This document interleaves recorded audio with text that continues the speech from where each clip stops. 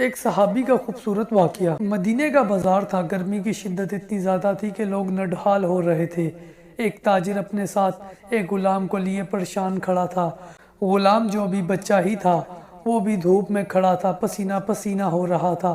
تاجر کا سارا مال اچھے داموں بک گیا تھا، بس یہ غلام ہی باقی بچا تھا، جسے خریدنے میں کوئی بھی دلچسپی نہیں دکھا رہا تھا۔ تاجر سوچ رہا تھا کہ اس غلام کو خرید کر شاید اس نے گھاٹے کا سودا کیا ہے۔ اس نے تو سوچا تھا کہ یہ اچھا منافع ملے گا، لیکن یہاں تو اصل لاگت کا ملنا بھی دشوار ہو رہا تھا۔ اس نے سوچ لیا تھا کہ اگر اب یہ غلام صرف قیمت خرید پر بھی بکا تو وہ اسے فوراً بیچ دے گا۔ مدینے کی ایک لڑکی کی اس غلام پر نظر پڑی تو اس نے تاجر سے پوچھا، یہ غلام کتنے کا بیچو گے؟ تاجر نے کہا، میں نے اتنے میں لیا ہے اور اتنے کا ہی دے دوں گا۔ اس لڑکی نے غلام پر ترس کھاتے ہوئے اسے خرید لیا۔ تاجر نے بھی خدا کا شکر ادا کیا اور واپسی کی راہ لی۔ مکے سے ابو حذیفہ مدینہ آئے تو انہیں بھی اس لڑکی کا قصہ معلوم ہوا۔ لڑکی کی رحم دلی سے متاثر ہو کر انہوں نے اس کے لیے نکاح کا پیغام بھیجا، جو قبول کر لیا گیا۔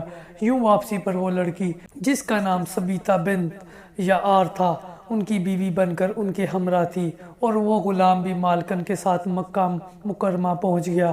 ابو حذیفہ مکہ آ کر اپنے پرانے دوست عثمان بن عفان رضی اللہ تعالی عنہ سے ملے تو انہیں کچھ بدلہ ہوا پایا اور ان کے رویے میں سرد مہری محسوس کی۔ انہوں نے اپنے دوست سے استفسار کیا کہ عثمان، یہ سرد مہری کیوں؟ تو عثمان بن عفان رضی اللہ تعالی عنہ نے جواب دیا کہ میں نے اسلام قبول کر لیا ہے اور تم ابھی تک مسلمان نہیں ہوئے، تو اب ہماری دوستی کیسے چل سکتی ہے؟ ابو حذیفہ نے کہا، تو پھر مجھے بھی محمد صلی اللہ علیہ وسلم کے پاس لے چلو اور اسلام میں داخل کر دو، جسے تم قبول کر چکے ہو۔ چنانچہ حضرت عثمان رضی اللہ تعالی عنہ نے انہیں نبی کریم صلی اللہ علیہ وسلم کی خدمت میں پیش کیا اور وہ کلمہ پڑھ کر دائرہ اسلام میں داخل ہو گئے۔ گھر آ کر انہوں نے اپنی بیوی اور غلام کو اپنے مسلمان ہونے کا بتایا تو ان دونوں نے بھی کلمہ پڑھ لیا۔ حضرت ابو حذیفہ رضی اللہ تعالی عنہ نے اس غلام سے کہا کہ چونکہ تم بھی مسلمان ہو گئے ہو، اس لیے میں اب تمہیں غلام نہیں رکھ سکتا، لہٰذا میری طرف سے اب تم آزاد ہو۔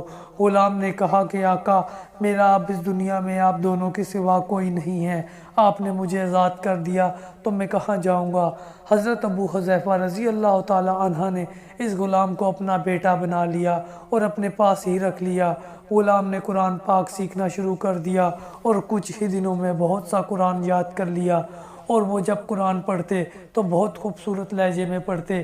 ہجرت کے وقت نبی کریم صلی اللہ علیہ وسلم سے پہلے جن صحابہ نے مدینہ کی طرف ہجرت کی، ان میں حضرت عمر رضی اللہ تعالی عنہ کے ساتھ حضرت ابو حذیفہ رضی اللہ تعالی عنہ اور ان کا یہ لے پالک بیٹا بھی تھا۔ مدینہ پہنچ کر جب نماز کے لیے امام مقرر کرنے کا وقت آیا تو اس غلام کی خوبصورت تلاوت اور سب سے زیادہ قرآن حفظ ہونے کی وجہ سے انہیں امام چن لیا گیا، اور ان کی امامت میں حضرت عمر رضی اللہ تعالیٰ عنہ جیسے جلیل القدر صحابی بھی نماز ادا کرتے تھے۔ مدینے کے یہودیوں نے جب انہیں امامت کرواتے ہوئے دیکھا تو حیران ہو گئے کہ یہ وہی غلام ہے جسے کوئی خریدنے کے لیے تیار نہ تھا۔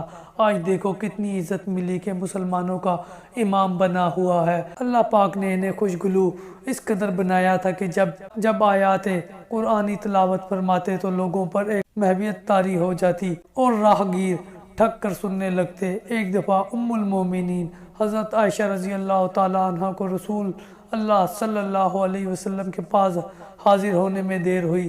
آپ صلی اللہ علیہ وسلم نے دیر کی وجہ پوچھی تو بولی کہ ایک قاری تلاوت کر رہا تھا، اس کے سننے میں دیر ہو گئی، اور خوش لہانی کی اس قدر تعریف کی کہ حضرت صلی اللہ علیہ وسلم نے خود چادر سنبھالتے ہوئے باہر تشریف لے آئے۔